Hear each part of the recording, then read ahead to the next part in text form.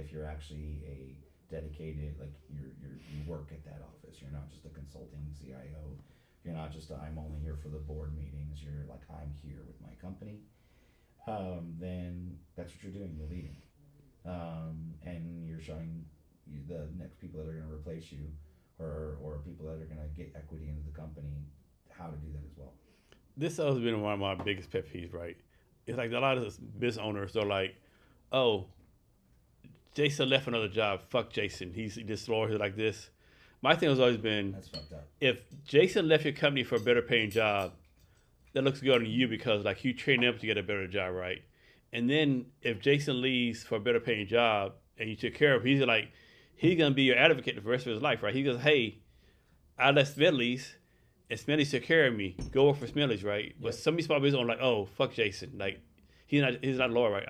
I never understood that, right? It makes no sense. So actually, I mean, this has come up. I mean, and it should never be a sour moment because It's a good thing, right? it's a good thing. If so especially in our profession. So engineers are a different breed.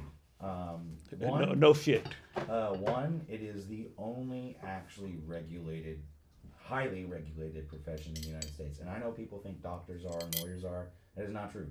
You can go to California and take the bar exam and become a lawyer and not go to college.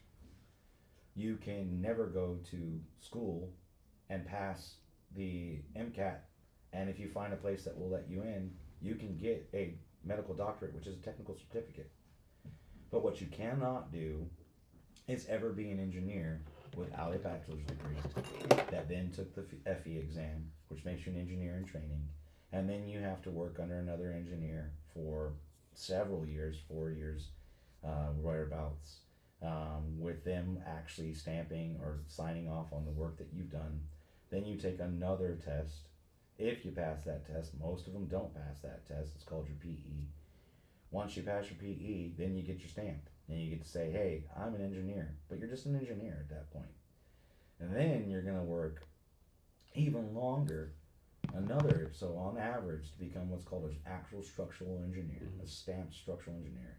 It takes a decade after you graduate college, of non-stop work, of non-stop. Like you've got to do continuing education, you've got to be doing these projects, you've got to study while you're doing these things. Those tests are no joke. Most people do not pass them on their first go, especially the SE exam. And they all get different because there's mechanical engineers, plumbing, electrical engineers, structural engineers, civil engineers. I mean, like, and each of these people can have a specialty where they get that. But it takes a long time for them to get there. And they need to know that if they're going to go on their career path, that you're there for them on that. Because that's like me saying, oh, hey, you're fresh. I've got two interns, or I got one intern right now. And the other one, January 1st, he became full-time with us, right? He was just an intern right out of University of Washington. I'm like, hey, we'd like you to come on. Do I expect him to be here for 10 years? No. Does he know that I have his back and I'm going to train him and he has access to some of the best mentors? I mean, our quality is good. One of our engineers, when it comes to concrete, is a wizard. I mean, and he's possibly the best mentor you could have. And they're getting some of the best experience that you can get. And if they want to leave to go somewhere else, they can. So the downside to doing affordable housing and elderly care and assisted living care is there's a cap on what you can make. And there's a cap on what you can pay. That's the reality of it. These are not market rate jobs. These are not these skyscrapers owned by billionaires. Okay, these are very limited budgets, government grant jobs. So everybody that works there also knows. If you want to, we even tell them this, like when they're coming on. Part of me vetting them, like I said, culture is more important than having a 4.0 GPA and being the most impressive college student. Where tell them, I was like, do you think everyone should have a place to sleep at night? And usually they'll be like, yeah. I was like everybody, everybody. Has everyone ever said, yeah? Everyone has a place to sleep. It might be outside. Right. Well, that's just it. So and then we want engineers that want to build homes for people that need homes. They eventually are gonna amazing engineers that can do whatever they want, and they're gonna leave Atlas and they can go make a lot of money, or they're gonna stick around because they like working at Atlas that much. And I'm trying to make it to where they like working at Atlas that much. And you do have to give equity, you have to give them equity for that. Mm-hmm. You have to give them say in how your business is ran. So I have an R&D team that I use only my lower level engineers, not the higher level ones. These guys are figuring stuff out for the company, and our PEs are vetting the things that they do. And the reason we're doing this is because you bring these young kids out, they always think that they're going to start off, and like the other firms, you're just doing calcs. You get put in a cubicle and all you do is wood, and you're just going to do calcs. Like literally, that's their engineers. They do math.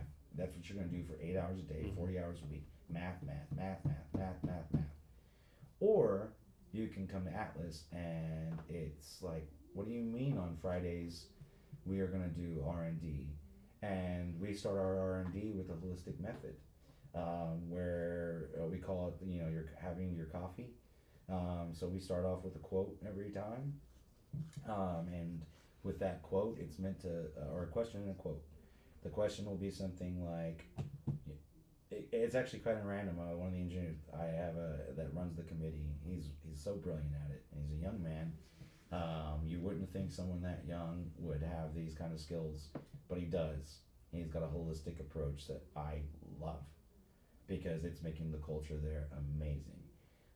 They have equity in the company because they are making decisions on how we are doing things. They are improving our technology. They are making new tools. We've already invented a couple things that we found out nobody else has. High level math stuff inside Excel, pretty much for their jobs. But we're like, hey, can you even buy this? No, crap, you can't even buy it. We got it though. So like it empowers them. It gives them equity in that. And then for the higher up engineers, you got to give them the opportunity to get in on profit, right? Mm-hmm. Like I can only pay you so much, but I can give you profit. But you're also on the hook for debt, And so like when you get into C-suite, when you get into higher level, that's where people have to make a decision. When you decide to become an equitable shareholder, right, of a company with shares, you have a responsibility. And you have a responsibility to debt. You have a responsibility to pay people. Mm-hmm. You have a responsibility to take care of their families. So yeah, that's why you get the project. That's why you get part of the profit. So that's there available for them. But as far as a salaried employee, clock in, clock out, yeah, we can't pay the craziest amount.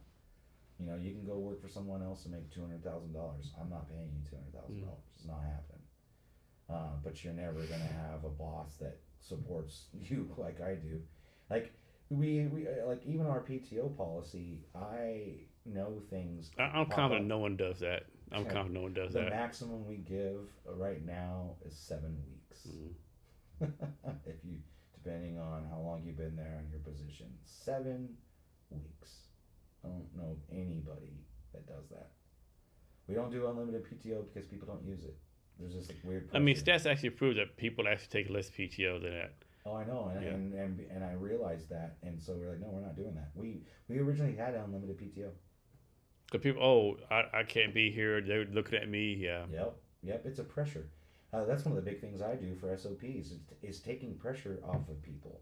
That's one of the things a CIO can do is leveraging technology to do things like creating to-do tasks, to-do lists. You'd be surprised how much pressure is taken off of someone if you give them a task list, an actual list that they must follow. Yeah. They don't have to think about the next thing that they have to do. They just know the next thing that they have to do because it's been told to them. You've clearly communicated your demand. So let me ask you this. So how do you do this, right? So like this is me personally, right? Suppose I have someone working for me, right? I need them to do 20 things. I don't do like, okay, here's one thing, finish it, 2 things. I'll give them all 20 things and say, okay, you're an adult, you prioritize yourself. Now, if I want the 5 or 6 done first, I tell them 5 or 6 things first, right? Mm-hmm. So you like just dump everything on your employees, or you like give them like piecemeal? Oh, it's piecemeal in this SOP because building a building is procedural. Mm-hmm. You can't skip steps. Okay. So what we realize though is the amount of pressure on them as far as knowing like which project they're supposed to be working on, because you have to. Humans can't really multitask, but what these engineers are having to do is manage multiple projects. And so Cheers again, my guy. what we do is try to make sure that they don't have to think about what they need to be working on. I don't care how they do their job as far as that they're engineer. They're going to do it the way and code compliance sets the standard anyway. So let them do that. Let them cook, right? But what it comes down to, like, I need you to work on this week. Yeah, that's on me. That's on leadership. That way they don't have to think about it. That way they're not having to prioritize like that because that's not their job. And so I try to take as much pressure off of them as possible. SOPs take pressure off of people because if we write a design guide on how to do concrete, right, and then I tell you follow this, and if it doesn't apply, you write NA. But I need to see that you went through every step, right?